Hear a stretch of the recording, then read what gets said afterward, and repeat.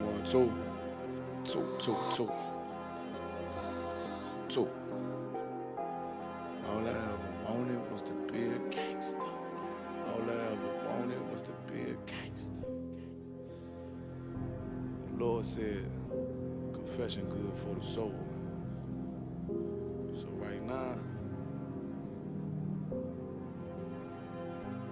all I ever wanted was to be a gangster. Little did I know I was in danger. Decisions that I made provoked the Lord's anger. Prayed to him all the time, and I was just a stranger. All I ever wanted was to be a gangster. Little did I know I was in danger. Decisions that I made provoked the Lord's anger.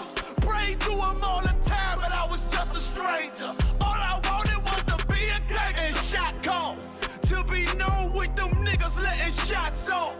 Either that or the right hand to the top dog. Funny how we see vanity, not the lives lost. Can't be focused on a life that's hopeless. Out there pumping, not knowing the Lord will kill you for that hocus pocus. Used to roll with niggas that cook dope with weaponry. Same ones claim they love you. I had your life in jeopardy. And I know my mother wants success for me. But that G should take a girl straight to ecstasy. Remember running with bruh, even though we did the wrong thing. My life would've been a lot different if I fell up under Rob's wing. Was too sincere for a wicked game. Shame the Lord's name. Now we afflicted with pain. All I ever wanted was to be respected by stand-up niggas. Not knowing that them handcuffs custom made the face. All I ever wanted was to be a gangster. Little did I know I was in danger. Decisions that I made provoked the Lord's anger. Prayed to him all the time, and I was just a stranger. All I ever wanted was to be a gangster. Little did I know I was in danger. Decisions that I made provoked the Lord's anger. Prayed to him all the time, and I was just a stranger. All I wanted was to be a gangster. I ain't lying, I was close to dying. Knew I wanted to live, but I wasn't trying. I was defiant, not knowing that this ain't how we live. This just how they design it. Cause when you in them streets, you get more endemic. They don't tell you gonna be on papers and on restrictions. My father said a hard head'll make a soft ass. I didn't care, I wanted fear when I walked past. In a place where a black man's blood is cheap. I thank the Lord for the day I was on 8th Street. Pissing in the cup, back and forth to court. Found the DC school, I swear it felt like I cried on that fucking porch. The Lord said, my sheep, they ain't hear my voice. Asked me why I'm UPK, I told them I ain't have a choice. They said God ain't 50-50 and what's gonna come to pass. The Lord called me out the world and I started running fast. All I wanted was to be a gangster. Little did I know I was in danger. Decisions that I made provoked the Lord's anger. Prayed to him all the time, and I was just a stranger. All I ever wanted was to be a gangster. Little did I know I was in danger. Decisions that I made provoked the Lord's anger.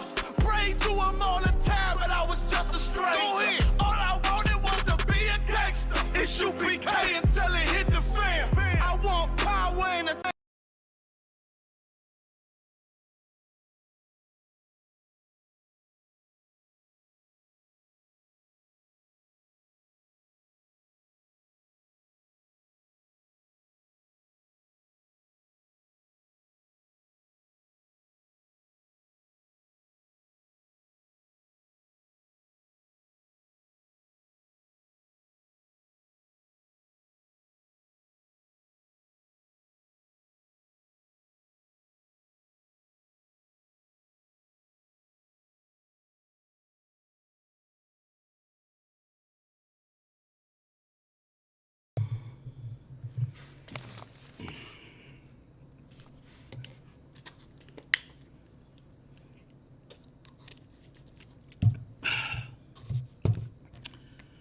Shalom Israel. With ISUPK, started off 1 West 125th Street, Harlem, New York. Started off in 1969. where we teach blacks, Hispanics, and Native Indians make up the 12 tribes of Israel. Under Commanding General Yohana, we teach The blacks, Hispanics, and Native Indians make up the 12 tribes of Israel. And we're not affiliated with any other Israelite group. As a matter of fact, if you're not under the ISUPK under Commanding General Yohana, you're simply not under the truth. So you need to get yourself into here. If you're black, Hispanic, and Native Indians, get into this Bible. We use the Apocrypha, which is part of the Bible, King James Version of the Bible, and we use the Bible. You know, this is one book. This makes up one book slated for an earmark. King James translated it, and the Most High gave it to us. So we're going to need it here in America for all of the wickedness and violence and stuff that we've been going through because of our oppression. The Most High talks about it in the Bible, in the Apocrypha. You know, glad to have you guys in class. Who we have? Ayana, Shar, Ashan. Good to have you in class. You know, we're going to talk about, man, we're condemned daily with no trial. You know, it's no new thing under the sun. It's always been like that. You know, a lot of people just don't understand. People just don't know and don't understand that these things have happened to us before. You know, happened in Paul's days, happened in Christ's days, happened in, you name it. And Israel we've always had to go back and forth with being condemned, you know, because of the spirit of Esau, you know, in this earth. Look what's happening in our economy. Look what's happening into our streets right now, you know. We have to repeat this repetitive so our blacks, Hispanic, and Native Indians will understand, and so it will open up their mind to understand, to do right and fear the Most High. But listen, man, we're being condemned on a daily. We ain't getting no trial. All we're doing is just getting shot daily, you know. All because the spirit of Esau is still in this earth. And they're simply the Romans. That's all they are. And you see all their nations, man. Their nations, you see Germans, let's name them. That's Esau, basically a white man, really, simple as that. The Romans, the Ashkenazi Jews over there, they are Germans. You got name a nation, there's Bolivia, Bulgaria, Russia, you know, and then of course you have the Chinese, the Ammon, the Chinese, the Moabs, and the Ammonites, the Japanese, and all the East Indians, and all these other nations out here that are against the 12 tribes of Judah, Benjamin, Levi, Simeon, Zebulun, Ephraim, Manasseh, Gad, Reuben, Naphtali, Asher, and Issachar. We are the 12 tribes of Israel, and we know who we are. But I want to wake up our people. We have some people out here still don't understand. You getting shot out in that street, you can't walk out there. And matter of fact, you know, we'll open up Lamentation and show you that. I mean, it's a good go-to scripture before we get off and get started here. Man, they killing us on the regular. And we need to understand that our enemy, he doesn't care. I mean, it's nothing new to him to try to cast us in jail, cast us in prison, you know, unfairly, uncondemned, man, you know, some of everything. We got more prisoners, black people in jail, man. The blacks, Hispanics, and our Native Indians got more people. We got more people in jail than most people got in their populations, in their villages, in their cities. We're incarcerated. We're condemned on a daily. You know, look what I mean. You know, before we go, look what happened. Just to Dwayne, what was that? Devontae Wright. You know, brother, just, you know, a routine just for having a minor traffic violation and he gets killed. Are you kidding me? And then they tried to get the devil off. You know, I think it was Officer Aban said he posted and said that, listen, they're gonna these people they're getting for second degree murder, which is good. I mean, whatever the case is, you know, I say good, but really shouldn't have got shot in the first place. But this is what's going on. At least they recognize that they're shooting us on a daily basis. How do they not know what a taser is, and how do they not know what a gun is? We get condemned on the streets daily for no reason. Shot, tased, shot, tased, and that is a condemnation in itself, right there on the spot. No trial, just all right, bam, we open up the door, and just kill the boy, just kill him, just kill. I mean, actually, it was a young man, killed him. And then we have a lieutenant. I mean, you know, everybody's in the military, and it doesn't matter anyway. Like aforementioned, if that uniform just simply heightened things. Esau hated that. You know, he didn't want to. You know, just he made the statement, and we'll get into that. The voice of the enemy. He made the statement. Said, "Look at here. Why? What have I done?" I think his name was Lieutenant Rosario. What have I done? Second Lieutenant Rosario in the Army. What have I done? And then Esau say, "Look here, like this." Before he pepper sprayed him or whatever, he put the spray in his eyes. He said, "You fixing to ride the lightning, son." And of course, everybody know what that means. That's a reference to execution. This is how they see us, because they want to execute us. They want to kill us. We got some comments over there. They want to kill us. You put your comments in there. They want to kill us on a daily, on a regular, man. They don't care. That's how they see us as live chat. And you guys go ahead in the chat and go ahead and you know, put your thumbs up there also. All right. Let's see. We got what you got there? We got people with us. Can't hardly read it there. Damn right, that's exactly right, Sharp. Damn right. Let's clap it up for that comment right there. Clap it up, Officer Sharp. But listen, our people,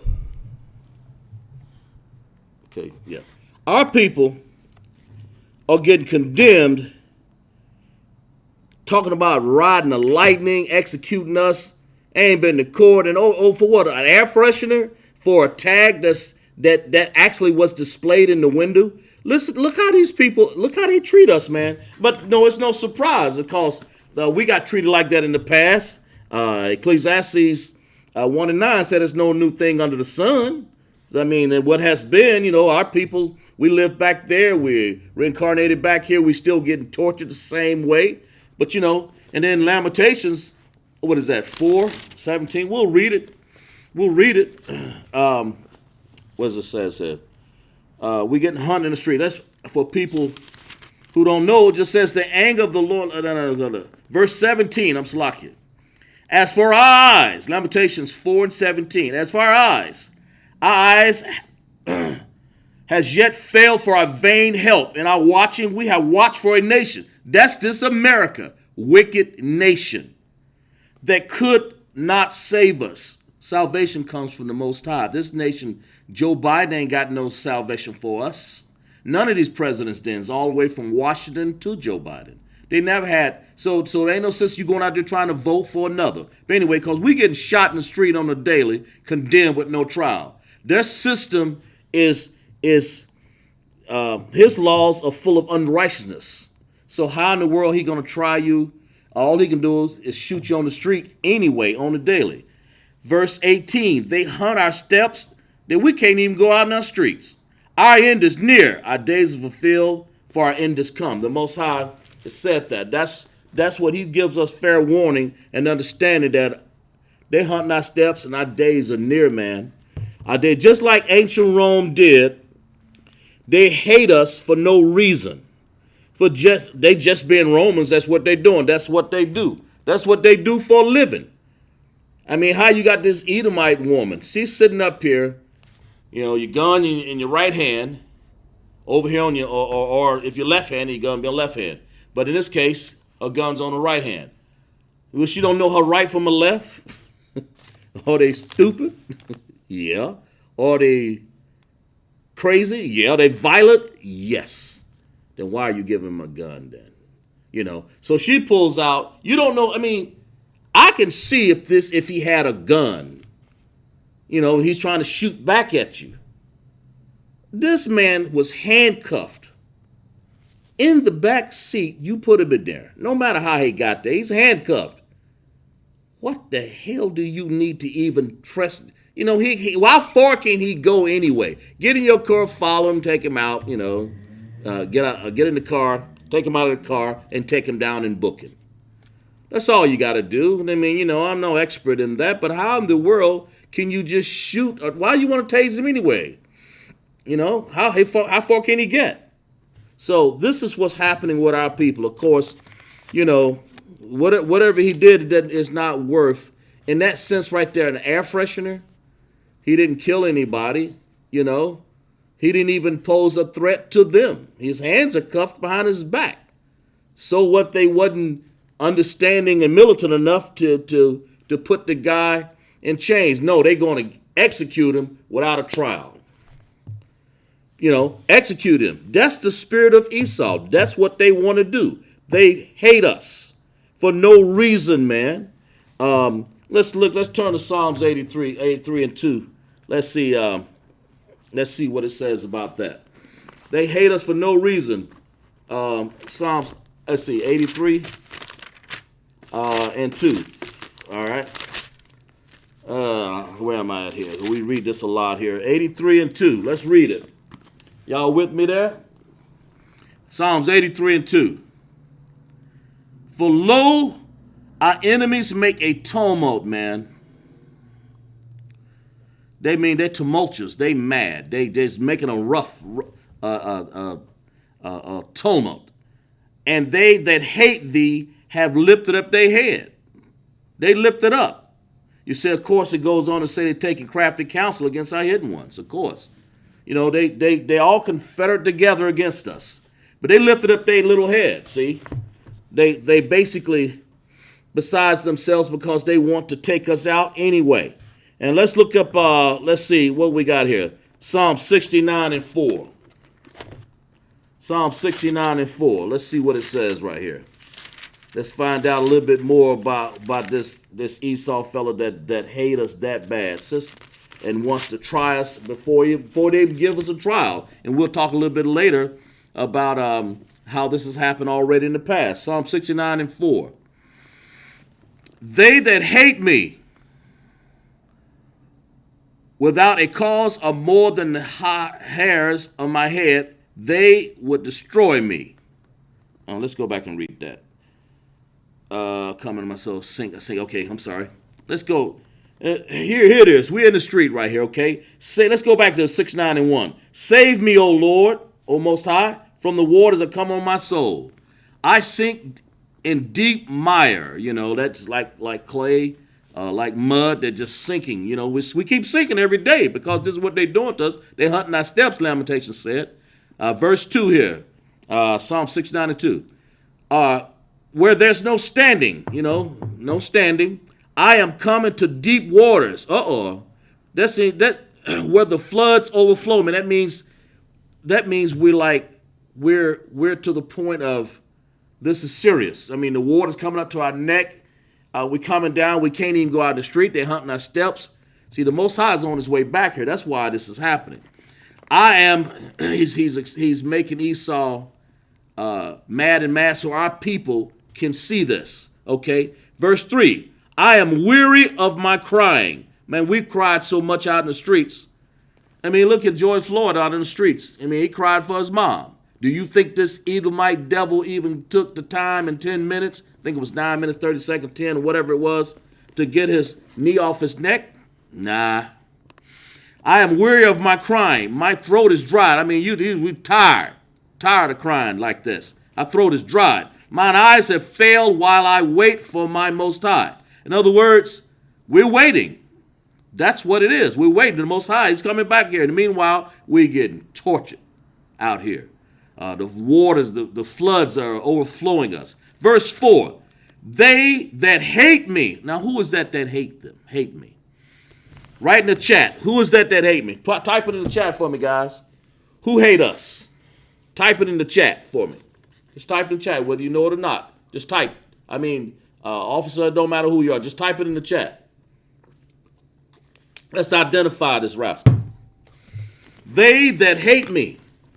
Let's make sure everybody knows. They that hate me without a cause. Who hate us without a cause? They ain't even got a cause. I mean, they pulled the man over. I mean, all the episodes I've said, George Floyd, Orlando Castillo, Dwayne Wright, Lieutenant Rosario, Trayvon Martin, and so on and so forth. But we're going to talk a little bit about this. Who we got here? Shah Edom. That's right. Clap it up. Edomites. And who are the Edomites? They're Rome. Those are the people. Those are the oppressors. And, of course, the oppressors, too. All of them out there.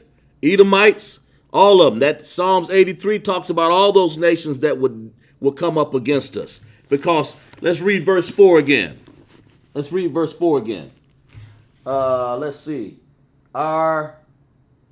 Let's see here. We got Shar wrote our accusers. I think that's what it is. Ayana wrote. I can't hardly see it.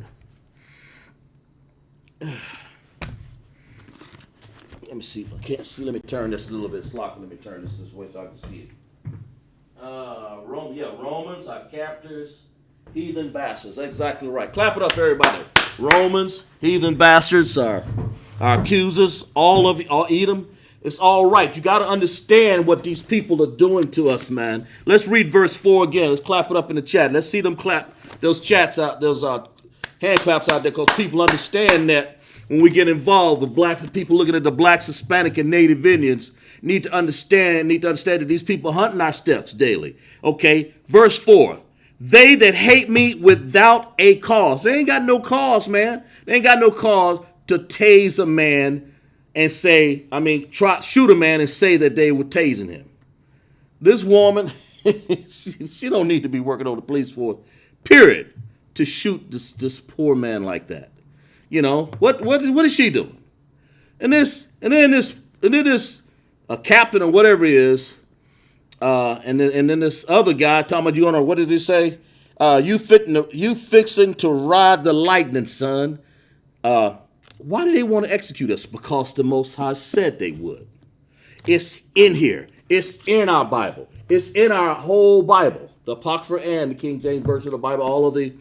All of it tells us that they hate me without a cause are more than the hairs of my head. In other words, what does that mean? Let's type that in the chat too. When they say they hate me without a cause are more than the hairs of my head, what is that? And they will destroy me. What does it mean more than the hairs of my head? What does that mean? Somebody tell me. Tell me what that means in the chat. More than the hairs on my head. Type it in there. Okay? They hate me more than the hairs of my head. They hate me without a cause. Not to be hating a person with a cause. That's bad enough anyway. I hate Esau, of course, but I got a reason.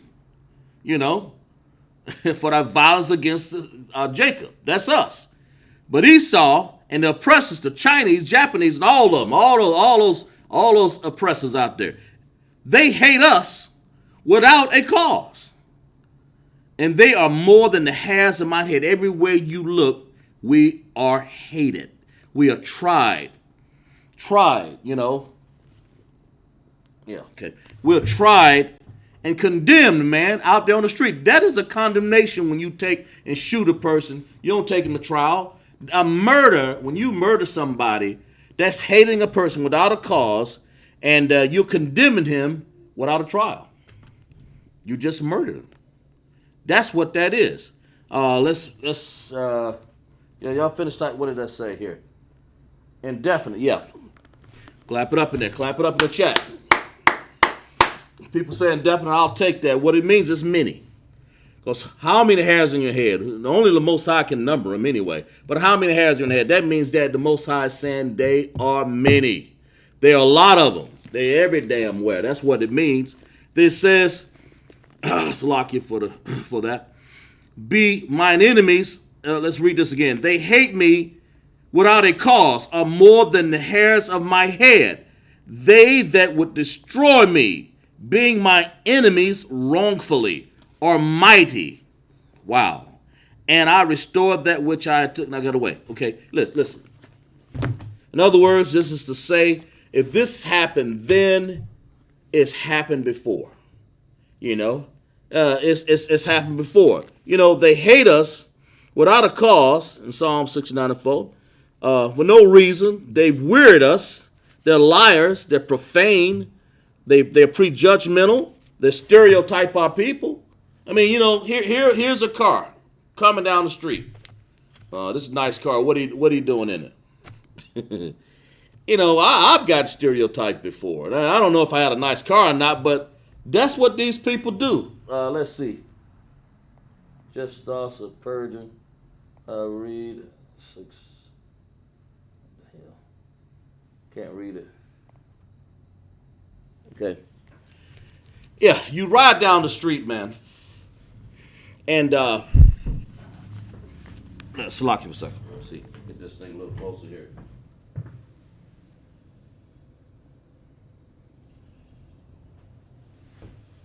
Right. I just had to get it a little closer so I can see the comments over there. But anyway, they hunting our steps. That's right, Shar. That's exactly right. What you're saying right there. They hunting our steps daily, man, and we can't even turn left or right before these devils wants to take us out here. We're killed.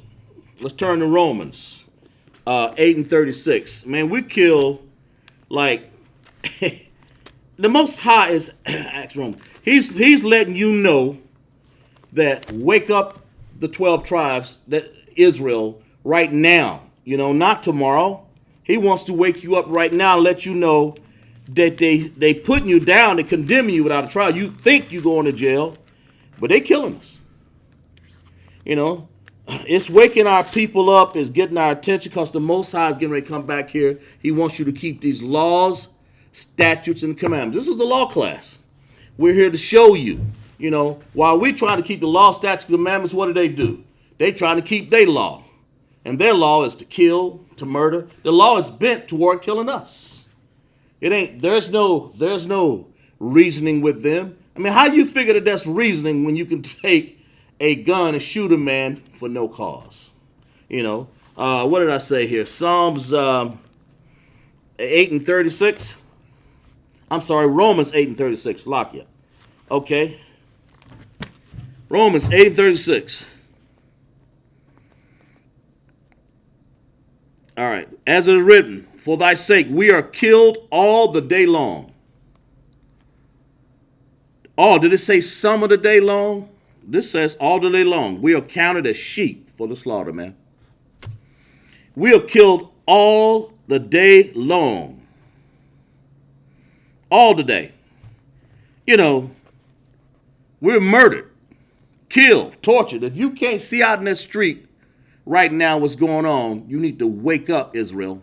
I'm here talking to our people. I'm here. I want to make sure that Israel understands the 12. If you are 12 tribes of Israel, if you wanted to Judah, Benjamin, Levi, Simeon, Zebulun, Ephraim, Manasseh, Gad, Reuben, Naphtali, Asher, and Issachar, Yashashakar.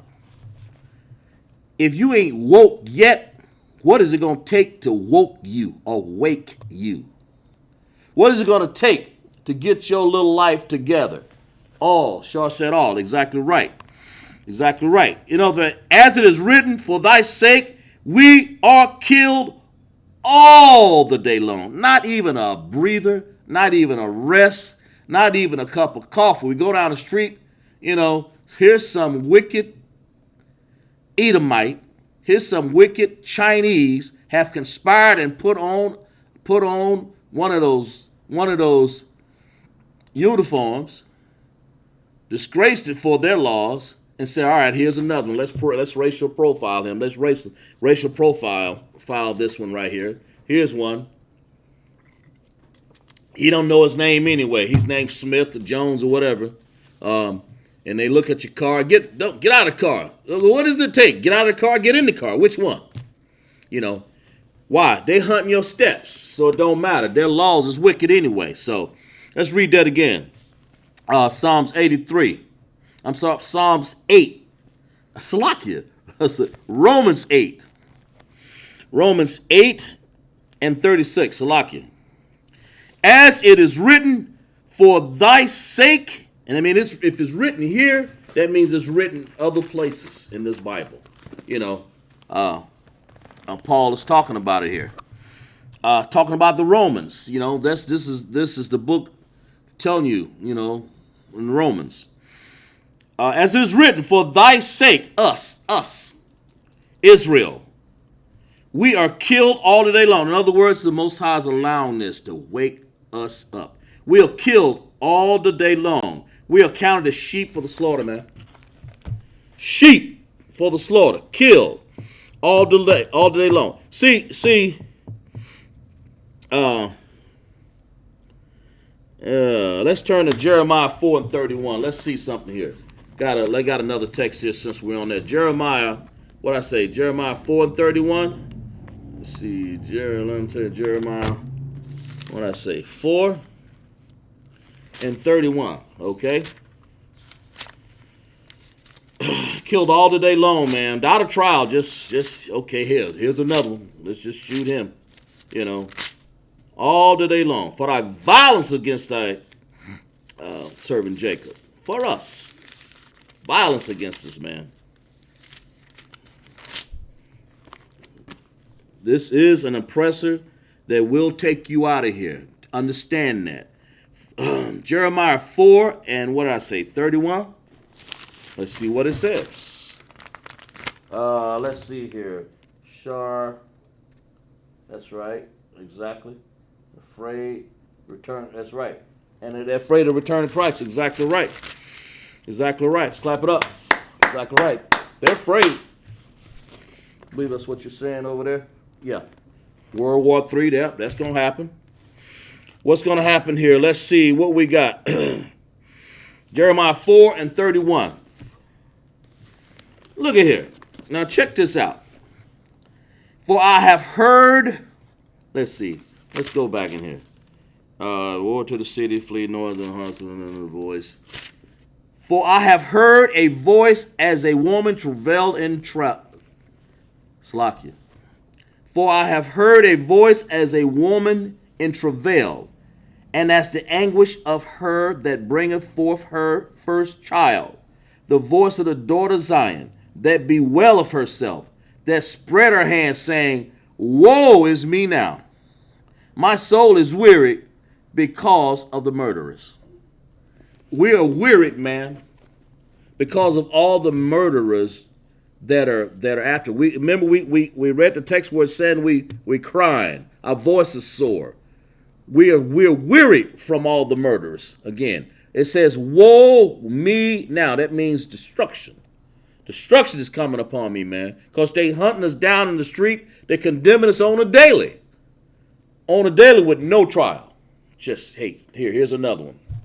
You know, that lieutenant did right, man. He went and found a lighted gas station. I don't blame him. You know, got a car. You getting ready to ride you fixing to ride the lightning, son. This is how they talk to us, man. Want to execute us if they can. And they do. That's what they do. This is what Esau does. This is, if you don't know that, wake up 12 tribes of Israel. This is their job to take you out of here, man. This is their job. They ain't playing around. You know. You know. They ain't playing around. Lock you for a second here. They ain't playing around. Let's lock you there for a second. Lost some page there. We'll get back to it right here. Jeremiah 4 and 31. Get back to it. Woe is me now. I mean, I'm been destroyed now, man. For my soul is wearied. That means tired. Because of murderers. I mean, how else can you put it? See, the Most High, they sitting up here saying, hold himself not guilty. You know, oh, I didn't do it. And it had the police chief saying that oh, you know, we can fairly say this is an accident. Well, the Bible says here, weird because of the murderers. It was a murder. That's what it looked like to me. See? Can you imagine what they did if they didn't have the invention of these cell phones and cameras? Can you imagine what they would have done to us, man? Can you imagine? I mean, they would have got away with even more murderers. Even more murders. It says this. Let's read it again. I just read this right here. Woe is me now, last part of 31. For my soul is wearied because of murderers. You know, I mean, what else can you say but they're executing their laws and their evilness and causing us to be weary? You know, they're executing this the way they wanted to do. Let's turn to Job 24 and 14. Job, what did I say? I said 24 and 14.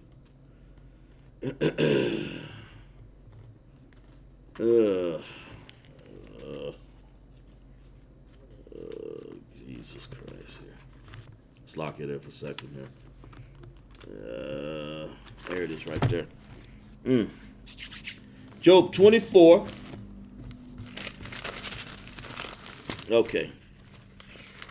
And 14. Let's see what Job has to say to us about this, because all these prophets are so far saying that they murder us. Lamentations saying they hunt us in the street. Romans talks about it. You know, we're weary, we're tired, we're tired of this, you know. But the Most High is prepping us, man. Hang in there, Israel. But that's what this is for, to get us together. Job 24 and 14. Look here. Let's read this here. Let's talk about this. Let's talk about Esau some more, because we need to find out what's going on here. The murderer rising with the light, he killeth the poor and the needy, and in the night is as a thief. Let's read that again.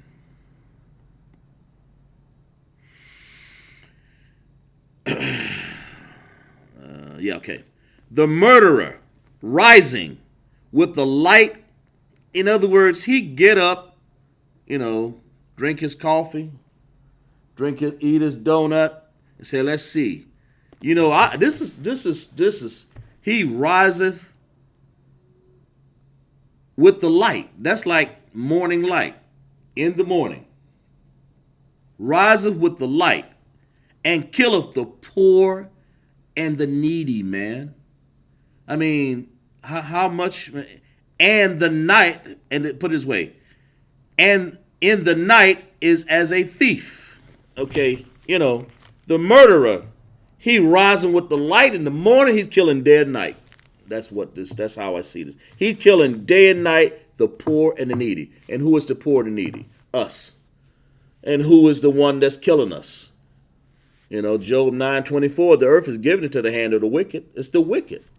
He's killing us. The murderer riseth with the light, killing. I mean, he can't, in other words, he ain't going to sleep. Let's see what y'all got in the chat here. And out of this, a return to Christ. Yeah. And he ain't even, I bet he can't even sleep through the night for dreaming about another one that he want to get and kill. You know, that's where that word picnic come from, you know. Just pick a nigga. That's what I mean. That's true, because I knew a long time ago. I talked to some Esau's, Edomites, and they said that's where they get it from. They would give a man his last meal down in some of those southern towns. Say, run for your life, man. And they just pick one randomly here, or just if we catch you, we're gonna kill you, or just Ahmaud Arbery just jogging. We just want to pick one. In a Mississippi town, just go and pick one. You never hear from him again. Just pick one and kill him. No trial needed, you know. But that's why, it's sad. It's sad what we have to go through in Esau's government in his land. Let's read that again. Job 24 and 14. The murderer riseth with the light, killeth the poor and the needy, and in the night in the night is as a thief. Day and night. He's robbing, stealing from us. He not let up day and night. Day and night, the poor and the needy, he's taking us out of here day and night. And then you can't be no more blacks, Hispanic, and Native Indians or the poor and needy. And that's what the murderer is doing, man. His Esau and all these other nations are taking us out left and right. Let's go to Psalms 55 and 3 here. Let's talk a little bit of specifics about how some more that they're taking us out of here. And what did I say? Psalms 55 and 3. That's right. Psalms 55 and 3 here. Let's see what we got here. Psalms 55 and 3. Check this out right here.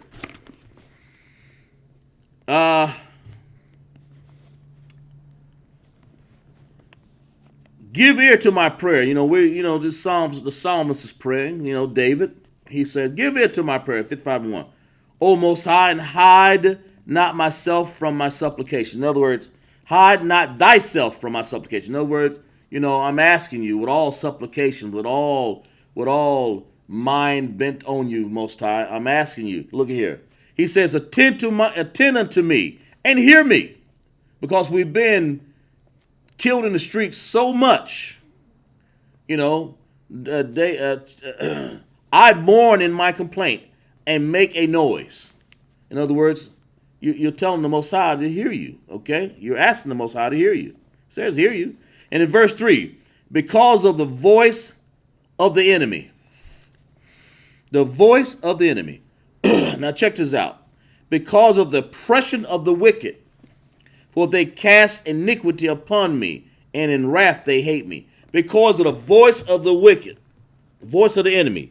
You can't be no more voiceful than the enemy than to say, you fixing to ride the lightning, son. Because of the voice of the enemy. Get ready to kill the man. They voicing it, man. They voicing it and then killing you, executing you. Because of the voice of the enemy. Because of the oppression of the wicked, they cast iniquity upon me. Because of the voice of the wicked. Then he told him, Devontae Wright, you handcuffed in the back of the seat. Okay, listen here. I'm going to tase you. They're using their voice. They're voicing out. They're voicing out their hatred. That's what they're doing. Because of the voice. Let's see this. Let's read this again. Because of the voice of the enemy. He's voicing what he wants to say against you. Out loud. He's saying, you fixing to ride the lightning, son. Because of the oppression of the wicked. Then he's oppressing him. Say, look here. You get ready to ride the lightning, son. I didn't see your license plate up in that window. And here, poor brother, Dante Wright, Dante Wright, get his handcuffed behind his back, and they cuff him. He gets off, and they just, because of the voice of the wicked, they just basically, because of the voice of the enemy, the voice of the enemy, they voice their opinion. Well, I'm going to tase you. Well, what has he even done worthy of tasing?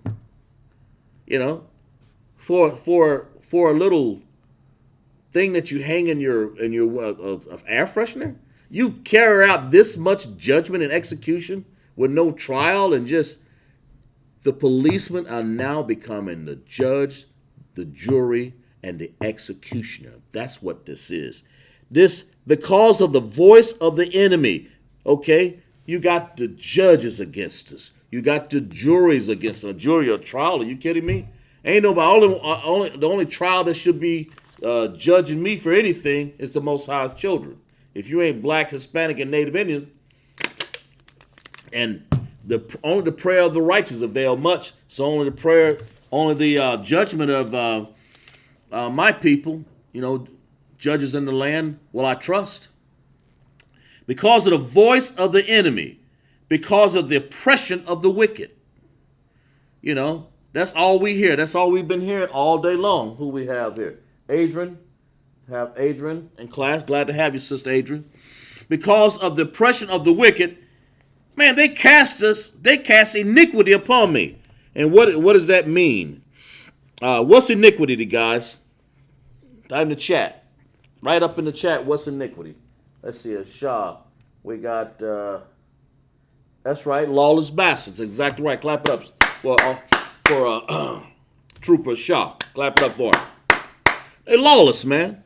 They're lawless bastards. Exactly right. Because they want to do whatever they want to do, and they're voicing what they're telling you. It's coming out. It's coming out of their pores like salami come out of their meat, like pig come out of their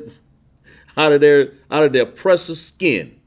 They're telling you. It's coming out of their mouth, man. It says, because of the voice of the enemy, because of the oppression of the wicked, for they cast iniquity. What's iniquity, guys?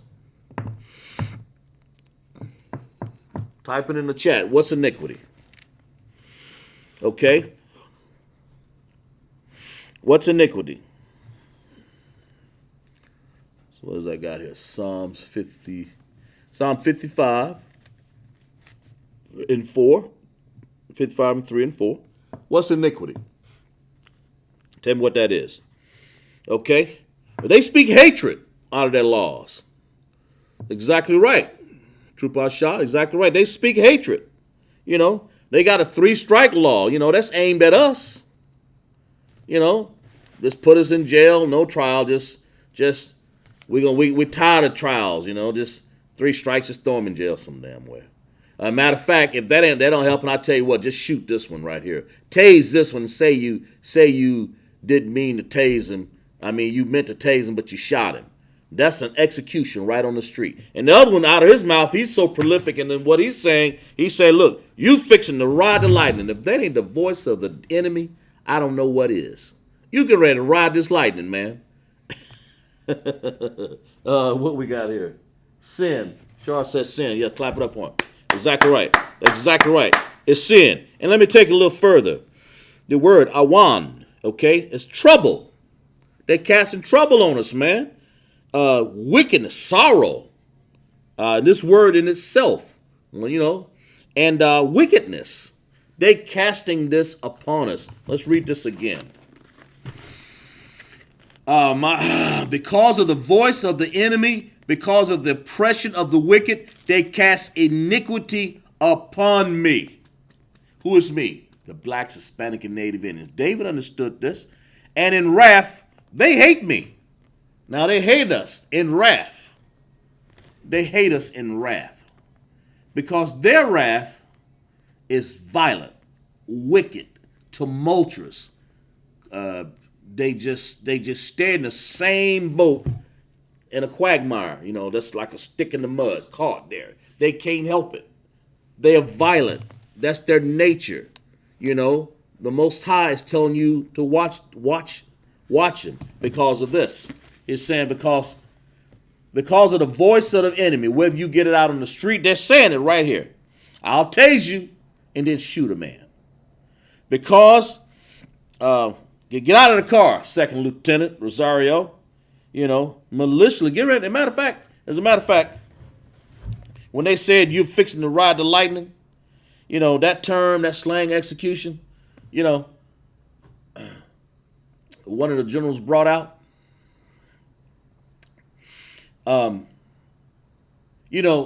I dread to see how far they would have taken that.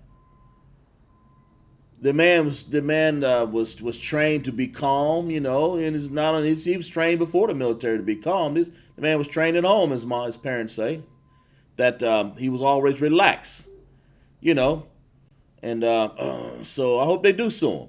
He's relaxed, but they're the enemy is voicing his opinion out just like that. Because of the oppression of this wicked man, they are cast iniquity. They're casting condemnation. They're killing us. They right there on the street. You see these. See what we got here. Okay, good. All right. Let's see right here. Okay, let's go to. We're getting shot like that. Let's go to. Let's see here, James. Let's go to James 5:5. Let's show you how these people, how they live. They show you what heaven and hell really is. We're living in a show enough hell. If people don't understand what heaven and hell is, we're going to bring it out right here. Because hell is when we be killed on the street with no trial, man. Their heaven is, I'll show you. They're living lavishly, and they said, living, got their little homes, their high salaries, and then when they cut down, they crying, Hey, listen, what did I say? James 5:5-6. Let's go to James here. Let's go to James. James, there it is right there. Okay. James 5. Let's go to James 5. Let's go to verse 5. Verse 5 here. All right, let's see. Ye have lived in pleasure on the earth. Who's living in pleasure on earth? Okay.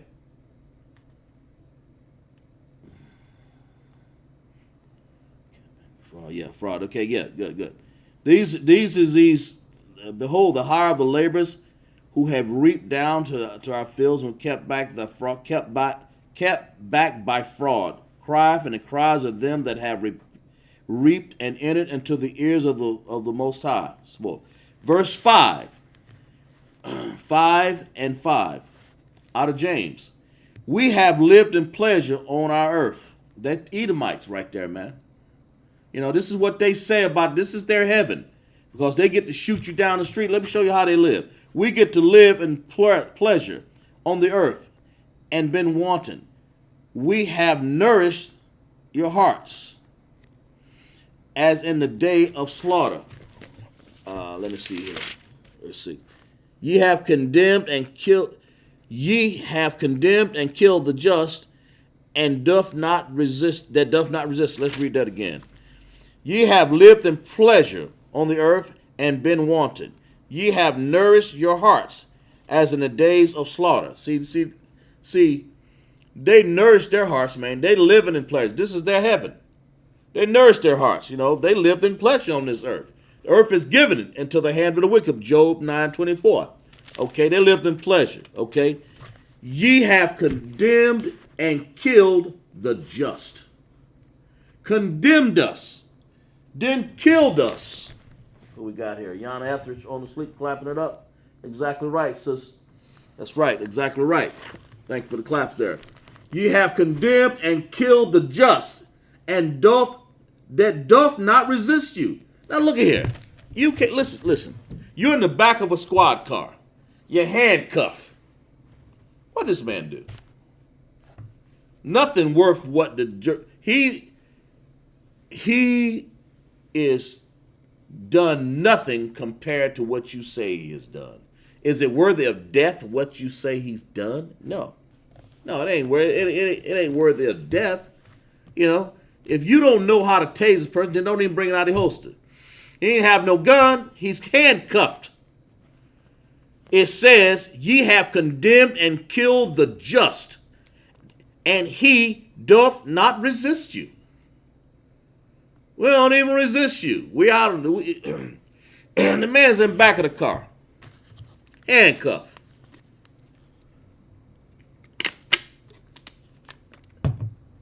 There's no resistance going on there. George Floyd on the ground. Ain't no resistance going on there. I'll put your knee on my neck, so I'm going to condemn and try you and kill you right now. Forget about the courts, But that's their laws. Their laws is like that. Their laws is bent on doing evil. Because because they're voicing their opinion. They're voicing their murderous breath. They're voicing their violence. They're voicing everything that they need to tell you, and they're speaking the hatreds right there in their laws. They're saying, "Get out of this car." This is how they say it. Do you think if that was an Edomite person in there, do you think they would have talked to him this way? You get ready to ride the lightning? I've seen on some of these films out here that a man walk up to him with a knife and walk away. A man with a gun. He ain't get killed. He ain't get choked out like that. What the heck? What is that? Because the oppressor spirit of the Edomite is ancient Rome. He hates us. He's violent. He's wicked. This is the way he is. That's the way his laws are. The laws are set up to kill us. Check this out. Let's go back and read this again. James 5:5. Ye have lived in pleasure on the earth. This is what the Edomites did. They live in pleasure on this earth and been wanton. Ye have nourished your hearts. Oh, they nourished, man. Nourished their minds. Nourished their life living in 4-story houses, you know. As in the days of slaughter. Well, that's exactly what they're doing right now. Slaughtering us. Ye have condemned and killed the just. The just now, they killed the tribes of Israel, the 12 tribes. Make no mistake about it.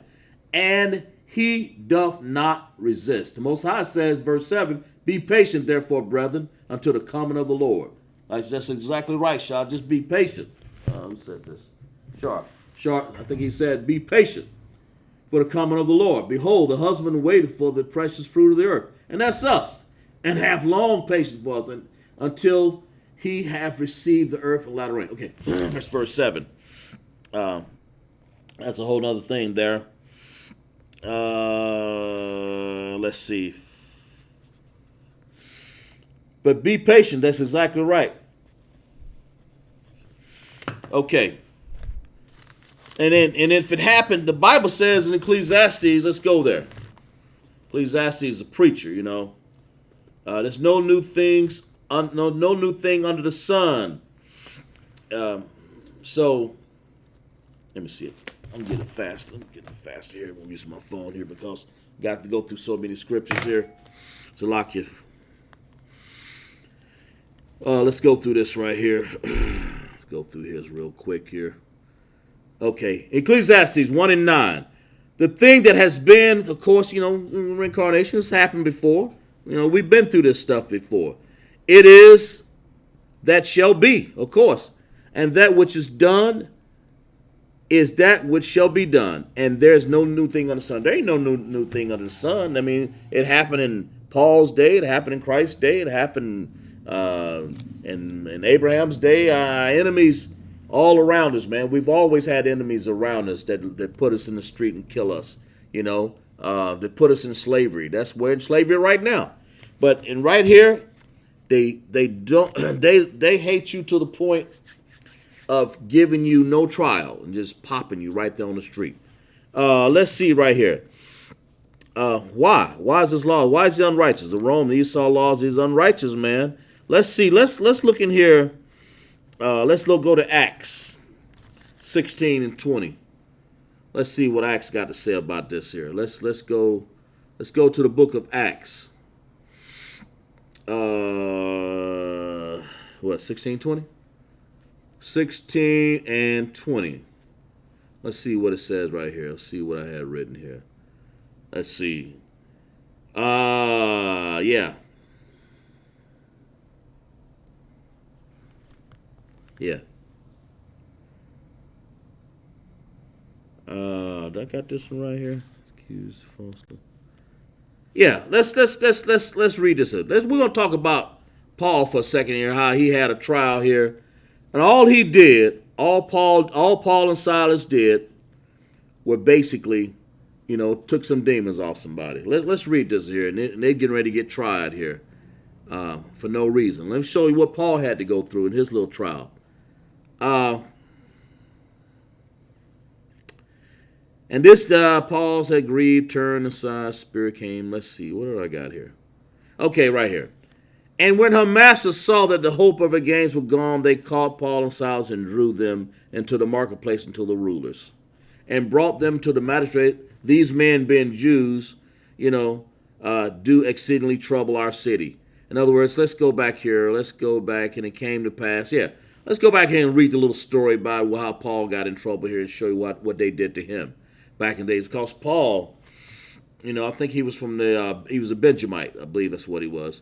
And it came to pass, he still is probably somewhere on this earth, who knows, no new thing under the sun. And it came to pass, as he went to prayer, a certain damsel possessed a spirit of divination met him and brought him to Damascus and said, much gained by soothsaying. Okay, the same followed Paul and us and cried, saying, these men are the servants of the Most High God, okay, which show unto us the way of salvation. Of course, that's their job, priests and prophets. That's what we do. And this did she many days. But Paul, being grieved, turned and said to the spirit, I command thee in the name of Jesus, name of Yahushua, Christ, in other words, to come out of her. And he came, and he came out in the same hour. So Paul, they doing this, but in the Roman laws, they don't believe in stuff like this. They don't believe that they don't believe stuff like this. Show you how he got tried here. And when her masters saw that the hope of the gains were gone, they caught Paul and Silas and drew them into the marketplace unto the rulers. Trouble, right? And brought them to the magistrate, saying, these men being Jews. So they recognized Paul was the tribe of Judah. Or it could have been Judah, Benjamin, Levi. I just call them Jews, all right? In this case, Paul was a Benjamin, and I don't know what Silas was in this case. And brought them to the magistrate, saying, these men being Jews do exceedingly trouble our city, because they wasn't for Christ. They want to cause trouble. And teach customs. They teach customs, man. In other words, just like our police saying right now, this we don't care what you're doing, man. You're going to ride to win, But we don't care. We don't even care to hear you. We don't care anything about you. And Paul, but they sitting up there. They're saying these and teach customs what are not lawful, because see, Edomites all around. They've been in captivity right there. In the captivity of Rome. They're all around us. They always have been. And teach customs what are not lawful for us to receive. Neither do observe being Romans. Because see, there you go. They're Romans, see? And Romans are Edom or Esau. At verse 22, and the multitude rose up together against them, and the magistrate rent off their clothes and commanded to beat them. Here you go, violent, all right. Pulling off, take the clothes off and beat them, okay? At verse 23, and when they had laid many stripes, look what, what did they do? Unjustly beating Paul and Silas for no reason. All they do was just do the work of the Most High. And when they had laid many stripes upon them, they cast them into prisons. That's what we're talking about, for no reason. Was this justified? No. Hell no. It wasn't justified. They just said they didn't like it because they couldn't do it. Because they were supposed to be on the high courts. Well, Paul and Silas said, go. And then the demons flew. This was their job. But no, they didn't like that. They keeping customs that ain't what it says right here. And teach customs which are not the laws for us to receive. for us to receive. They didn't like it, in other words. Okay, so they beaten Paul with many stripes. Verse 24, who have received such a charge, thrust them into the inner prison, and made their feet fast with stocks. That means they put their feet, they couldn't run, couldn't do nothing.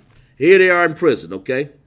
Now, they didn't do anything. In this case, it's a little different. Paul and them didn't do anything justified of being cast into prison. They just cast them there. Okay? Let's see here. We'll read here. Let's finish reading here. And at midnight, Paul and Silas prayed and sang praises unto the Most High, and the prison heard them.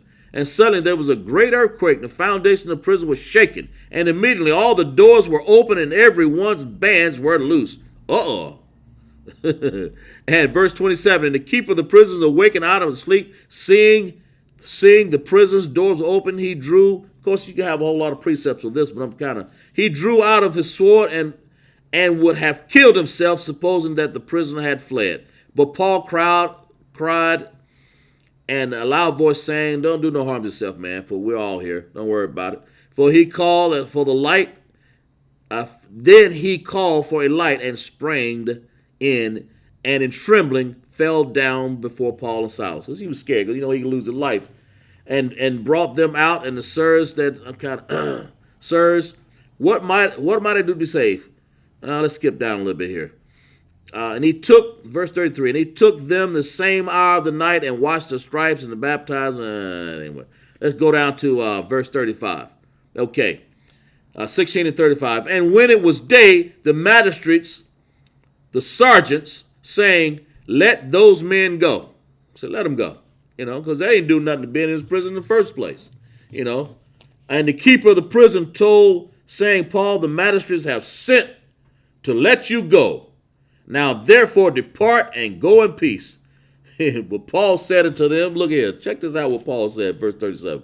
Paul said unto them, "They have beaten us openly, uncondemned." And I looked that word up, uncondemned. We'll finish reading. "Being Romans, and have cast us into prison." Now you don't beat us openly.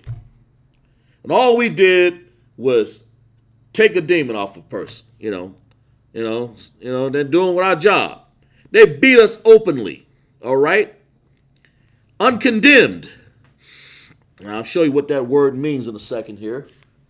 Dequan, we have Dequan and Sharabanath in class. Glad to have you. And Akwaf.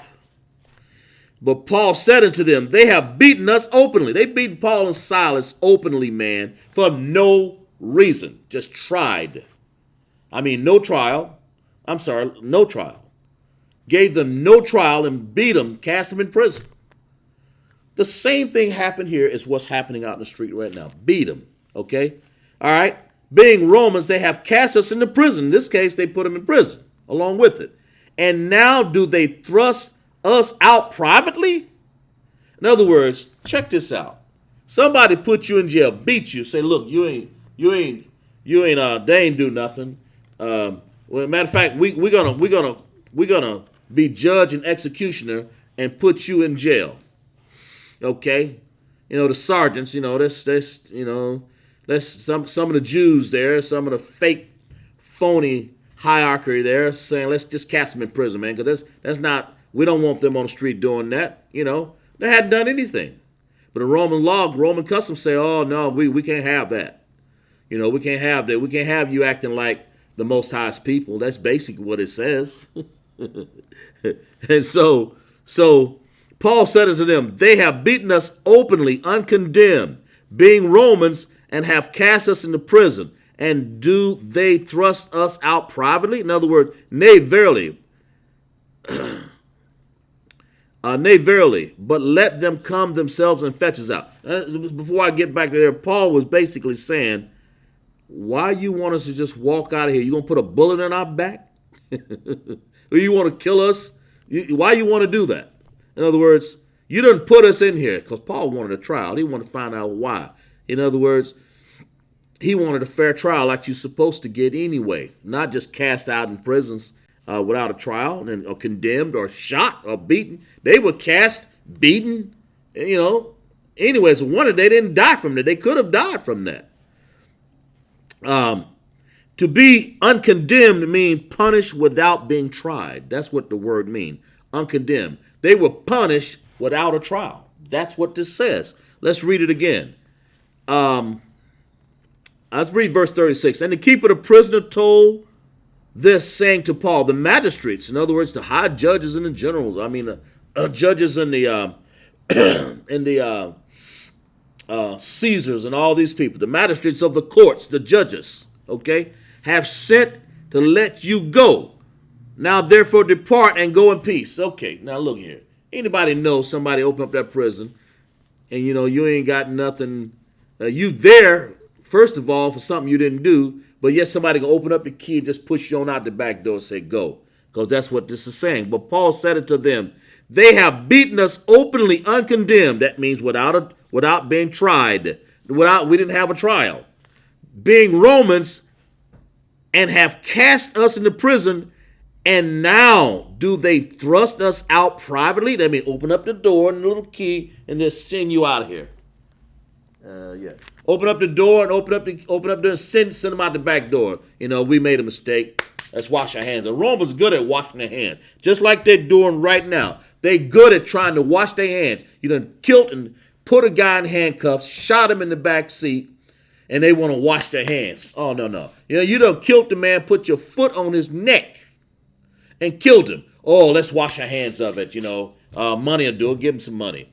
No. Most High wants justice. He going to get that justice soon here. But this is what they're saying. This is what Paul said. And now do they thrust us out privately? In other words, you will just put us out the back door. We ain't have a trial. Since we're here, give me my trial. That's what this is saying. Nay, verily, but let them come themselves and fetch us out.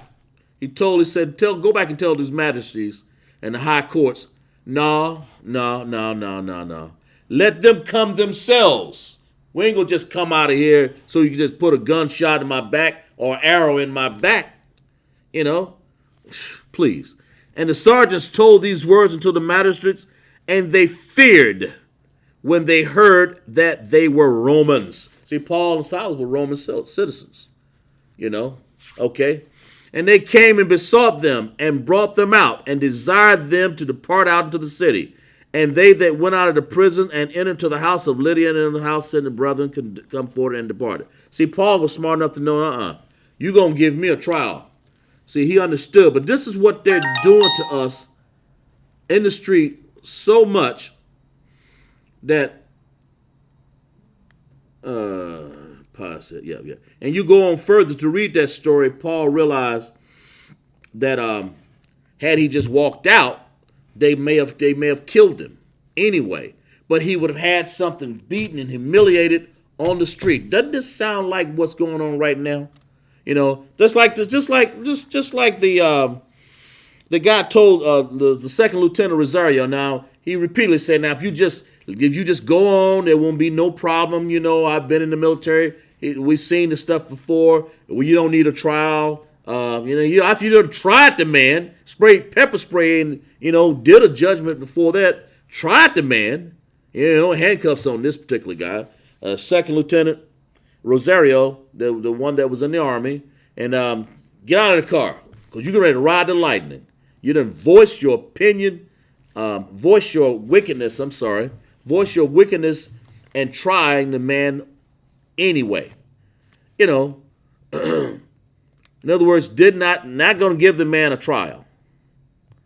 You're not going to give him one. You told him that you just go away. Not a problem, and there won't be nothing heard of. We'll wash our hands of it.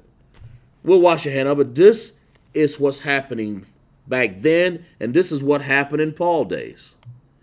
There are many stripes laid on Paul, and he cast in prison. And then they said, and the prisoners, let's read that again, because they showed enough. But Paul, let's see, and the keeper of the prisoner, verse 36, and the keeper of the prisoner told this saying to Paul, the magistrates have sent to let you go. Now, therefore, depart and go in peace. Now, they ain't had no trial, man. Uncondemned, beaten, punished without a trial, and you let me go? Please. That's pretty much what they were saying to this lieutenant. The same thing that happened in Paul. There's no new thing under the sun, Ecclesiastes 1:9 says. Same thing that happened to him. You get ready to ride the lightning, son. I mean, this Edomite. And then this captain sitting up there, whatever he was. I don't know what the Edomite was, captain, I think. He's sitting up here saying, look here, just let this go, because he knew he was in trouble. Let's let it go, not a problem. We didn't pull you over wrongfully or whatever, or just, you have we don't have anything against you. Well, if you didn't have anything against him, why in the world did you pull the man over in the first place? And even if you did pull him over, why did you say, it's a mistaken identity? I'm sorry, we didn't mean anything. No, they didn't do that. They said, well, you getting ready to ride the lightning sun. Pepper sprayed the man. Paul got beaten with stripes. What did he do? He was a just man, the lieutenant, just man. He ain't did nothing. That's because they hunt our steps, man. That we can't go out in the streets. They hunt them. They hunt them daily. Let's see here. Let's go to what is it? Acts 22. Yeah, okay. They hunt us daily. Let's go back here. There was no resist against Paul. Paul took his beating. The second lieutenant took his pepper spraying. You know, it's the same thing. You know, what's the difference? They still do these things that they did in the past. And these Romans, Edomite, Esau. Of course, they got the Confederate Nations joined in with them too. China and Japanese and all the other nations that they're ready to beat us. I mean, Paul hadn't done anything, you know. But the magistrates say, Lord, let him go, because they know their police of the day messed up. And the same way this police chief know, whoever he was, lieutenant, I believe, captain or whatever, he knew he done messed up. He done took Lieutenant Rosario and falsely accused the man and then pepper sprayed him, embarrassed him on national TV, if not did damage to his eyes for that matter, and told the man, you can go, you know, it's almost like opening up the key to the jail and shoot you out private. Let's read this again, what Paul said, 16 and 37. Paul said unto them, they have beaten us openly, uncondemned. Now, when you condemn a man, he's had a trial. But when he's uncondemned, he's punished without being tried. That's what this is saying. When you condemn a man, before you condemn a man, you have to at least give him a trial, man. You have to at least give him a trial, because it's the custom of the Romans to give a person a trial. That was there. Paul understood that. He knew. Let's see if I can find that here. Paul understood that you just don't come and just give a man a trial. I mean, not give a man a trial. Now let's see where that is here. Yeah, here it is. Not give a man a trial and just beat him like they did Paul, according to the custom of the priest, all the burn and can. Give a man a trial and not give a man a trial and call yourself doing right. That's the wicked Esau's laws. They do what they want and voice it the way they want and say what they want to say. You know, say what they want to say, when they want to say it, and how they want to say it. They don't care about. They don't care about what you think about it. They don't care how you see it. All they know is that we can open up the key to the prison and put you out. In other words, your prison was right there. In this case, Lieutenant Rosario prison was right there. They trying the man, trying him, just like they did Paul, trying this man right on the street. Pepper sprayed him. I mean, what the hell's wrong with these people, man? You know, the Most High is going to pay these wickedness back. He's going to pay. He's going to take care of all that has happened to us. You know, let's see here. Paul, let's see. Let's go back and read that again here. Custom down for the custom contentious. Where am I here? Acts. Let's lock you for a second. Okay, there it is right there. Let's go back here. Okay, there it is right there. And then let's read this again. The keeper of the prisoner told this, Acts 16:36, told this, saying to Paul, now the keeper of the prisoner, right? These are the keeper of prisons. He got a man in here that, first of all, don't belong in there. But second of all, because if he did belong in there, the magistrates wouldn't be saying let him go, because they didn't know how to contend with with what Paul had done. So the keeper of the prisoners say, look here, just let him go, let him go. Here, the captain on the police force, telling Mr. Rosario, you can go, just all you got to do. We won't even talk about this. We won't even have anything to say about all this. Just go on, just go on about your business. And Rosario said, no. He knew he had it right there. He knew he was in trouble right there. He said, no. I got to report back to my officers above me.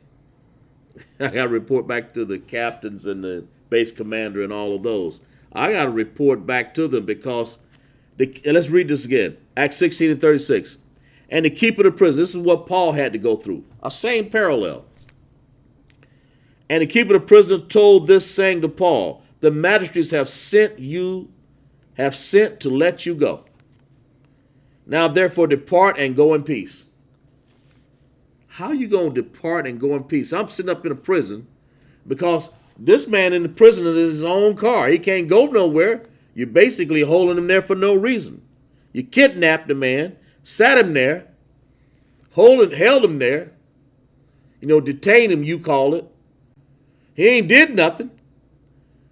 And then the magistrates go and say, well, just let him go. The keeper of the prisoners told this, saying to Paul, Paul and Silas ain't did nothing. The magistrates have sent to let you go.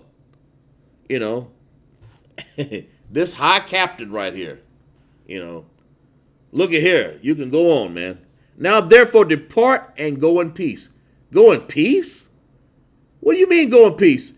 Paul, I can imagine what's going through Paul's mind. Wait a minute. Hold it. Go in peace? You done beat me with many stripes. Let's go back here and say, what the heck? How many stripes? Let's go back and read that again. Came together, cast a charge on him, saying, look, verse 22. And the multitude rose up together against Paul. And the magistrates rent off their clothes, they mad because of what Paul done. Because they wicked. They're not part of God's plan. They're not part of the Most High's plan. Rent off their clothes and commanded to beat Paul. Beat him, okay? That's how they do us in the street. Verse 23, Acts 16 and 23. And when they had laid many stripes upon them, they cast them into prison. Now, they ain't had a trial. They just beat them. That's all they done. And that's exactly what they doing. They beating us in the street. We ain't done nothing. The lieutenant didn't do a thing. He asked repeatedly, over and over, what have I done, man? That's what Paul is saying. What have I done? Why you beating me? Why you detaining me? Why am I in prison right here, right now? Lieutenant Rosario, parallel. Why are you detaining me? Why are you beating me? Why am I in prison right now? Why? What have I done? Why did you pepper spray me? That pepper spray, they could have done worse too. Paul got beaten with many stripes in his little scenario. Let's see what it says right here. Let's go back. Magistrates, Paul, when the masters, Paul and Silas, teach the customs, multitude ran up together. Okay. And when they had, verse 23. Wow. Let's go back 22. And the multitude rose up against them. So the crowds didn't like it anyway. Okay. Against them. And the magistrates rent off their clothes and commanded to beat them. They beat Paul and Silas. Of course, we're reading this again here. Verse 23, 16 and 23. And when they had laid many stripes. Now, we ain't talking about 1 or 2 stripes here. We're talking about when Romans hit you with a whip, with a leather whip with pieces of chipped metal in it. Pretty much like they did Mashiach, Yahweh Shah, who you call Jesus Christ. Many stripes. I imagine the writer probably stopped counting.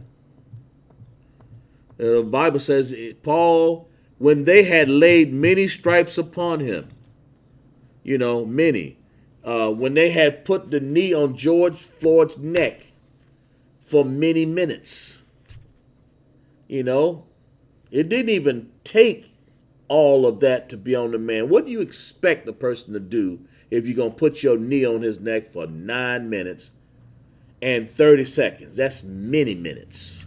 Okay. Wow. And the multitude rose up together against them. And the magistrate rent off their clothes and commanded them to beat them. And they had laid many stripes upon them. They cast them into prison. And the jailer, charging the jailer to keep them safely. Keep them safely. That means, not like don't nobody harm them necessarily. Yeah, I mean, it can mean that. But what it means is that make sure that they don't get out. That's what it's saying. Keep them up in there. You done beat these people. Beat Paul and Silas. Let's see. Ronald McDowell, check it in. Glad to have you in, bro. Glad to have you in, Hawk. And treated Paul and beat him with many stripes and tell the prisoners that just keep him safe. Just keep him up in there. The same situation. Because Roman is profane, man. He's prejudgmental. He's prejudiced. He stereotype our people all the time. We to get off subject here for a second, we walk into the Kmart, Walmart. They walk you around. They prejudge you. They beat up this girl in the hair salon. You shouldn't even be around. The Bible says separate from him. Well, beat up this girl, and I think it was for they thought she was stealing something. And mistreated the woman like that, man. How long? I mean, how many times? And Chinese Moab for something that wouldn't even cost enough to beat him. I mean, my God, this is a shame. We're destroyed, man. We're destroyed, and we don't even resist them because that's it's not in us. It's not in our heart to fight back like that. It's not in our minds to do that. But our people, we just take a lot of stuff. We came here on slave ships, beaten, put on ships. The Most High said, I'm just going to take y'all and just teach you a lesson. And sure enough, we faced with stuff like this. Who else can be beaten with many stripes? Only the children of Israel, man. We're the only one that can take that because we're strong people, And they laid many stripes upon them and cast them into prison, charging the jailer to keep them safely. Paul and Silas hadn't done anything. And like I said, to reiterate, on top of that, Paul said they wanted to take Paul and say, look, we're going to wash our hands. We sorry for what you've done. And the magistrates, man, the same people that killed Christ.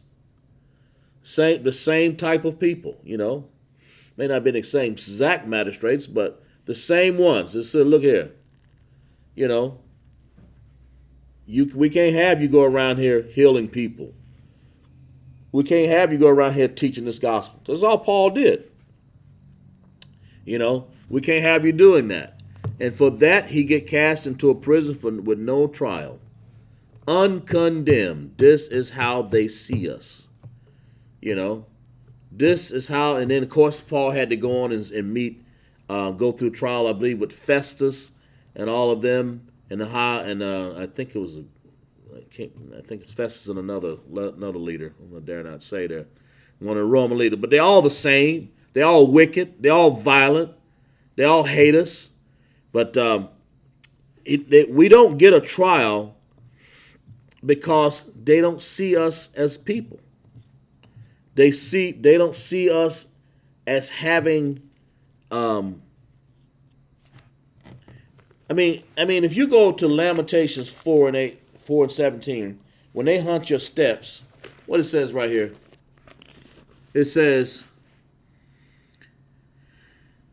and thou hast removed, Lamentations, 4:18. If people, they look at you like this, they hunt your steps. Let's just read this here again, make sure. What did I say, 4:17? Yeah. And as for our eyes, we have yet fellows for a nation, watching, we have watched for a nation that could not save us. They hunt our steps that we cannot even go on our streets. You know, if they can hunt your steps on the daily, that you can't go out in the street, then they must hate you.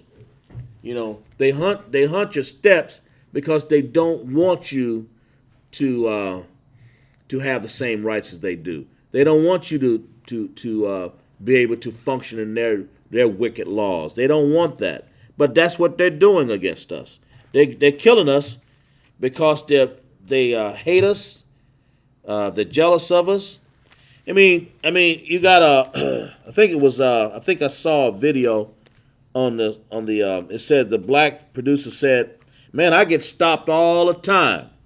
We're talking about prejudice, you know, and judgmental here because they're hunting your steps and killing us without a cause, condemning us and throw us in trial like they did Paul, like they doing Lieutenant Rosario, okay, and others, and that's so many to name. The black producer on the Young Turks says, I get stopped, okay, judged all the time, prejudged, and when pulled over by the cops in Beverly Hills, Esau says, we live in different worlds, man. Different worlds. All of a sudden,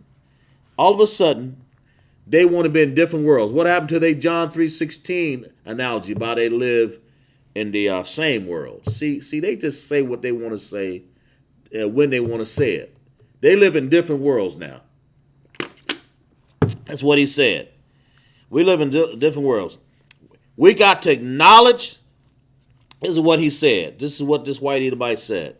We got to acknowledge that we live in different worlds and work together to fix it. Really, are you serious? The Most High says for you to separate. Badal, separate from your enemies. Separate from Esau. Separate from Moab. Separate from all the nations, from China, from Japan. Separate from all these wicked nations that are Africans, Hamites. No, separate from them. We ain't. Are you crazy talking about a knowledge that he has a knowledge? I'm sorry. We got to acknowledge that and work together because we live in different worlds. They say different worlds. Yeah, their world. If you want to say this, you know. If you want to say this, their little understanding, their habitat is of going to their little. The Chinese, when they have, let's just choose it for a second. When they have their little beauty parlors, man, they sell millions of dollars of products into the hood. They sell their chicken wings and cats and rats and whatever else they sell too. And then they go into their little hood and have their little luxuries. Then they come right back to the hood. You know, if you want to, they live in different areas than we do. But when the Bible talks about that we are different and we should separate from you, now all of a sudden, well, how come we can't let's live and work together? You know, how come? That is not what the Most High wants us to do. Okay, getting back to the story, you know, Paul understood this. Like I said before, he understood that you don't just throw a man in prison. You don't just try him because these people. They live in their own little understanding, and their own little part of their little universe. And the Bible says the earth is given to the Ratazar, the earth. It's itself, It's given into your hands, You hunt us down. You do wickedness by us every day. You hate us for no reason. You're liars. You're judgmental. You're profane. What else do you need? They live in their pleasures. We're condemned. I'm sorry. Let's get that James 5 and 6 again.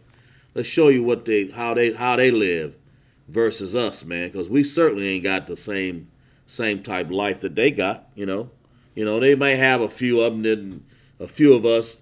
They may get millions of dollars, but that's very rare in our world. In Esau's world, it's a common thing. Let's go to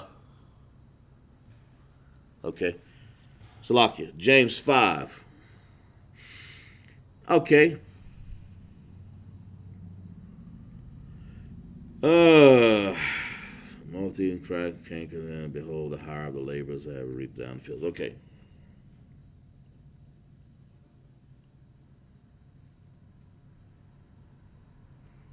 Ye have lived, verse 5 and 5, James. Ye have lived in pleasure on the earth. That's what Esau done. Chinese people, you've lived in pleasure too. Hamites, y'all pleasuring it up. Y'all confederate with them, so y'all getting a piece of the pie too. And all those that ain't getting a piece of the pie, that's your problem, But ye have lived in pleasure on the earth, Esau, and been wanton. Ye have nourished your hearts, your minds, your lavishness, and in the day of slaughter, as in the day of slaughter, okay? You have lived, let's read it again. You have lived in pleasure on the earth. You have been wanton. You have nourished your hearts as in the day of slaughter. You have condemned and killed the just, and he doth not resist you, man. What else you want? Our people ain't resisting you, man. You put us in handcuffs. Shouldn't that be enough instead of you just condemning us daily on the street with no trial? Paul didn't get a trial. Deontay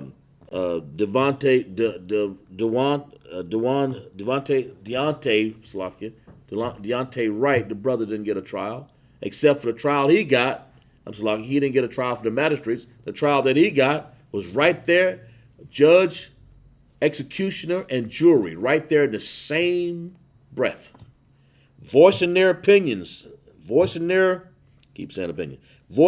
iniquities, and casting trouble and sorrow upon us and wickedness, man. Saying that you fixing to ride the lightning, son. This is what they do to us. Or just get out of the car. Or I'm going to tase you. They're saying what they want to say to kill you. And trying to justify it at the same breath. In other words, there was a law. In other words, you got to warn them first, like almost like that you're reading the Miranda rights or something like that before you arrest them or whatever. Man, what happened to this stuff? They don't do nothing like that. They just take out their gun. I don't see them doing any other nations like that, because we're the only nation that has been in poverty like this. We're the only nations that don't resist you. Let me back up. We don't resist you. We're the only nation that your aim and your judgments are aimed at. The 12 tribes of Israel. I don't see nobody else on the street getting killed like that. I don't. Let's see. Let's go to James 5 and 7 here. Let's see what it says. But the Most High says, you know you getting killed all day long. Paul knew it. He understood it. This lieutenant knows it. That's why he's suing him. All the families on this earth, the blacks, Hispanics, and Native Indians, have been killed and prosecuted and judged, tried, and juried without a trial. Just like that. But the Bible says this in James 5 and 7. Be patient, therefore, brethren, unto the coming of the Lord. Just be patient. He's on his way back here. It says, behold, let's see, I'm going to read that. Just be patient.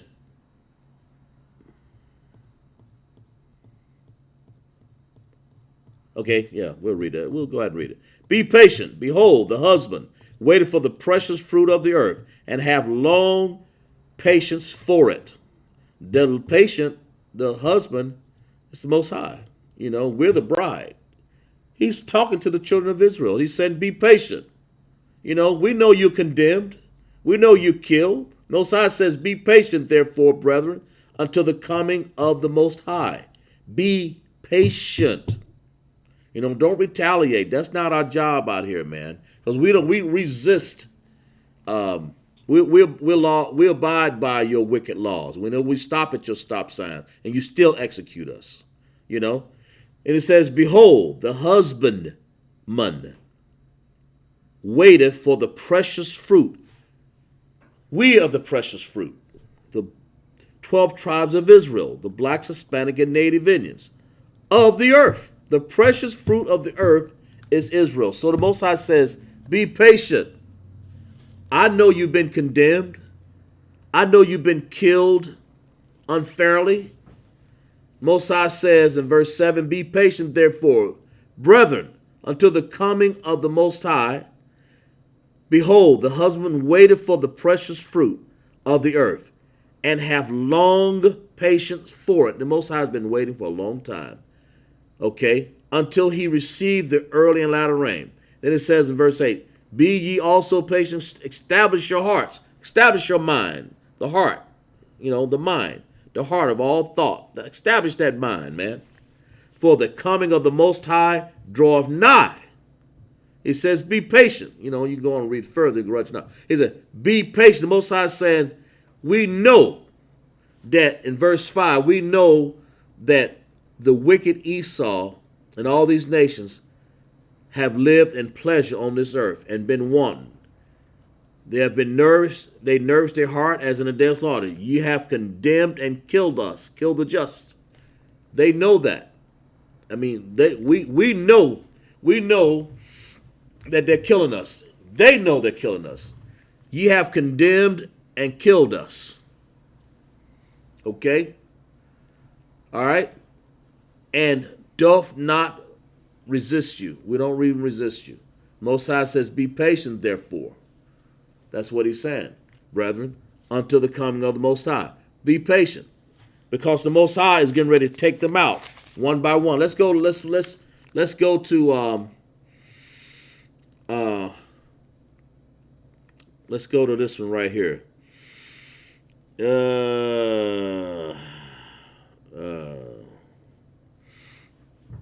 Let's see here.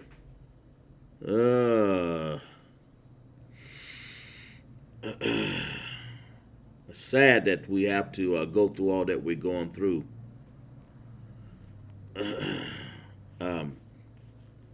It's like you.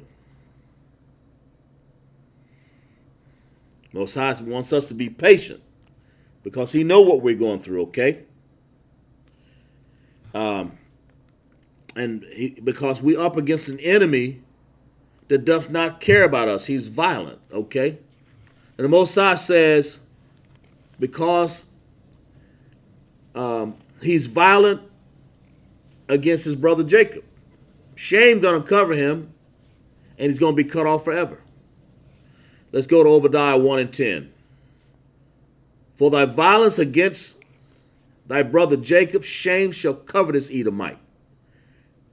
For taking us and not giving us a trial and condemning us on the street like some dirty dog, like we're not worth anything. You know, I'm a black man and I'm worth something. You know, it's what one of the generals, Commander General Yohanna, said. Let's clap it up for Commander General Yohanna. Let's clap it up in the chat for Commander General Yohana for saying, I'm a black man, and that's worth something, you know? That's what he said. That ought to do your heart good and you have understanding. The Bible says be patient, you know? It's like it. Okay, because he's going to be cut off. He's going to be cut off. Why? For the violence against his brother Jacob. The 12 tribes of Israel is Jacob. You know, his spirit take us and put us into our graves to condemn us daily with no trials like he did in Paul's days and Silas' days. Man, they were uncondemned, punished. They were punished without being tried. And that's what we're doing. We're uncondemned. We don't get a trial. That's what that means. If you're going to condemn us, at least condemn us, or in other words, give us a trial. That's what they're saying. In other words, here's your condemnation. Here's what you did. We asked you all the time on the streets. What did I do? The first thing came out of that sergeant's mouth, the lieutenant's mouth, Rosario. He said, what did I do? They can't answer him. All they can say is out of their little mouth. I can say it's in Psalms 55:3. You know, out of the voice of the enemy, they cast iniquity on us. That means trouble. All trouble come out of their mouth. That's all they have to do. We'll read that in a second here. All they can say is, you getting ready to ride, you fixing to ride like that. And he's looking around like, what the hell's wrong with these people? I mean, what I do? What I say? You know? What I do? They can't say what they do because they don't even understand half the time what they say or do. They just say it. It's come out of their mouth because they're wicked and they're evil. But for thy violence, Obadiah 1:10 again, for thy violence against thy brother Jacob, shame gonna cover you, Esau, and thou shalt be cut off forever. Cut off forever. So the Most High says, be patient. He wants the 12 tribes of Israel to be patient, to keep these laws, statutes, and commandments, and you will be on high, just like we're supposed to have been. We'll go to Deuteronomy. I'm sorry, it's like it. And let's see. It says, it shall come to pass, if you hearken diligently unto the voice of the Lord, to observe, to do all his commandments. That's what the Most High wants you to do all his commandments, you know. He wants you to be patient, do his commandments, which I commanded thee this day. The Most High thy God will set thee high above all the nations. Then you don't have to worry about these people putting their foot on your neck. You don't have to worry about getting put in handcuffs behind your back and then tased for no apparent reason. You don't have to worry about getting thrust into prisons with uncondemned with no trial. You don't have to worry about being detained by the police, which is a type of a prison. You're detained for what reason? Why are they doing this? Detained.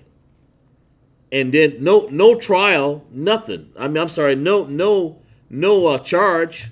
They're just trying you right then. They trying you. They're giving you a trial right there on the street. We are condemned, with no trial. That is their trial. They're giving you a false trial right there. They're giving you a judge, a jury, and an executioner with basically no trial. No trial. With no trial. Their intent is to shoot you and kill you anyway. They just want you to make a mistake and walk the wrong way. That's all they want. They want you to open up the prison, just like Paul said. The jailer said, just open up the prison door and take the key and open it up and let them out privately. And Paul said, no, I don't want you to open up privately. I want you to basically give me my trial. Don't condemn me. Give me my trial. Just give me my trial. Paul says, look, I'm uncondemned, man. You'll just come in here and punish me without a trial. Lieutenant Rosario sitting up there, detained him. They gave this man with no judge, no jury, no nothing. Just we're going to be the judge and jury. That's right. We're going to spray this pepper spray in your face, you know, and we don't need a magistrate to tell us anything. And the lieutenant afterwards, he's saying, "Oh, I'm sorry, I didn't do nothing. I'm sorry, you know, I was in the military before, and you know this how these things go." Trying to wash his hands, just like the magistrates say all the time. Trying to wash their little hands, trying to wash them, realizing that they had made a mistake against this brother. They realized that they had took this brother to a level without trying him. They realized that he was he was uncondemned. That's right. That means punish without being tried. You can't go and just punish a man, Esau, you wicked devil. You can't go and punish a man. Well, at least take him to your courts. Paul knew this. He said, let's go back to that before we got here. Let's go back there and read. I think it was in Acts. Let's go back and see what Paul said. Paul understood. He understood the law. He was a Roman citizen. He understood it. He was a Benjamite by the 12 tribes of Israel, but he also was a Roman citizen. He knew. He understood. Let's read that again. Let's read that once again here. He cast a 16, I believe it was 23. 16 and 23. It says right here.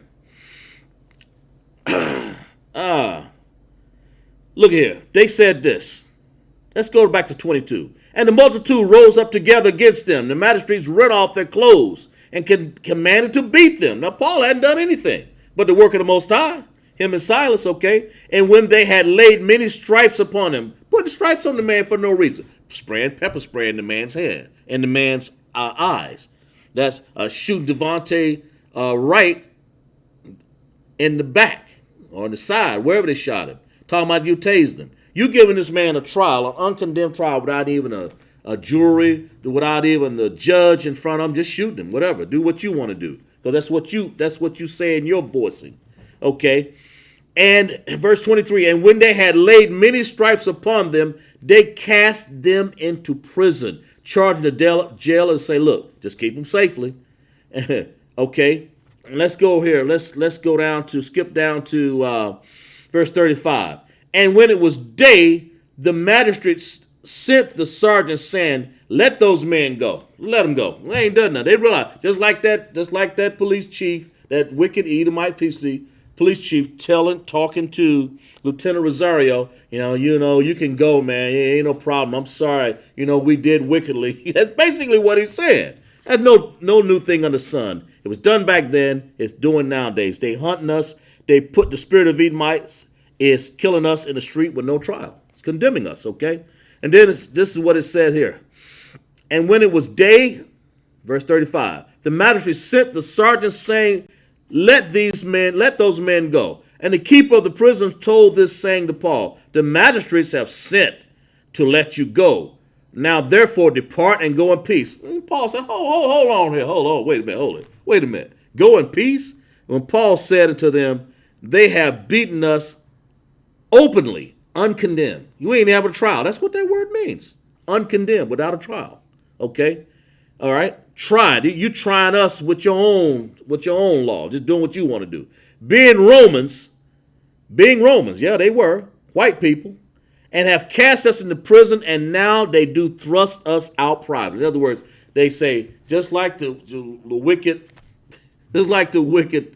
guy was telling, what's that witch, the police chief that was telling Rosario, yeah, you can go, man. Ain't no charge, ain't no real big charge here. Right. We'll let you go. And it's trying to set Paul up the same way Rosario's trying to be set up. Say, look here, being Romans and have cast us into prison, and now do they thrust us out privately? You gonna send us out? I ain't even having a trial. Are you kidding me?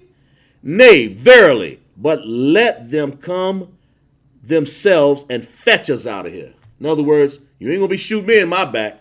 You ain't gonna try me later. They ain't have a trial, but yet this is what you want to do. They done beat Paul. They sitting there with blood all on their back, beat him. Uncondemned, not even a trial. The same way they pepper sprayed my brother, they kill another brother. George Floyd died on the street.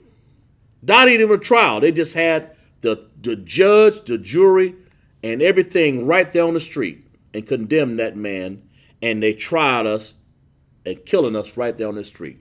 This is what they're doing daily. They hunt our steps. But the Most High said this. Let's go and we'll sum it up here. In James, what did it say? In James 5 and 7. James 5 and 7. It says, the Most High says, let's go to 5 and 6. Let's read it again. Ye have condemned and killed the just, and he doth not even resist you. We ain't do nothing to you. We do nothing to Esau. Verse 7, the Most High says, be patient, therefore, brethren, until the coming of the Most High. Behold, the husbandman, that's the Most High. He's coming back for his bride, waiteth for his precious fruit of the earth. That's the 12 tribes of Israel. If you Judah, Benjamin, Levi, Simeon, Zebulun, Ephraim, Manasseh, Gad, Reuben, Naphtali, Asher, and Issachar, you are the fruit that the Most High of the earth, Aratazah, the earth. You are the fruit of the earth, and have long patience for him until he receive the early and latter rain. In other words, the Most High is waiting. He wants you to be patient and do what? Keep the laws, statutes, and commandments. Right? That's what the Most High wants to do. So be patient, Israel. You know, just be patient. We're going to end the class with that. Let's clap it up, Israel. For class. We're going to read the announcements.